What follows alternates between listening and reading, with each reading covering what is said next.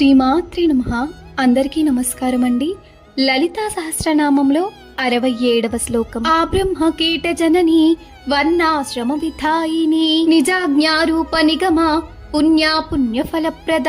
భావం: బ్రహ్మ నుండి కీటముల వరకు అందరికీ తల్లి, వర్ణములను ఆశ్రమములను ఏర్పాటు చేయునది. తన యొక్క ఆదేశములే రూపుగట్టుకునిన వేదములు అయిన మంచి పనులకు చెడ్డ పనులకు వాటికి తగిన ఫలములను చక్కగా ఇచ్చునది. ఒక్క క్షణం ఊహించండి, ఒక చిన్న చీమ, ఒక మనిషి, ఒక దేవుడు, ఇవన్నీ వేరు అనిపించిన ఒకే తల్లి ఉంది. అదే అమ్మవారు.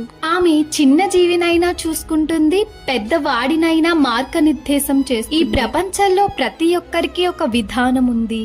ఆ విధానం కూడా ఆమె నిర్ణయం. మనం చేసే ప్రతి మంచి, ప్రతి తప్పు అన్నింటికీ ఫలితం ఇస్తుంది. అదే దైవ న్యాయం. దైవం అందరికీ సమానమే, కానీ ఫలితాలు మన కర్మలపై ఆధారపడతాయి. మనము మంచి పనులు చేస్తే మంచి ఫలితాలు తప్పకుండా వస్తాయి. లలిత అమ్మవారి కృప మన అందరిపై ఉండాలని, ఆమె మనకు ధర్మబద్ధమైన మార్గం చూపాలని ప్రార్థిస్తున్నాను. శ్రీమాత్రే నమః.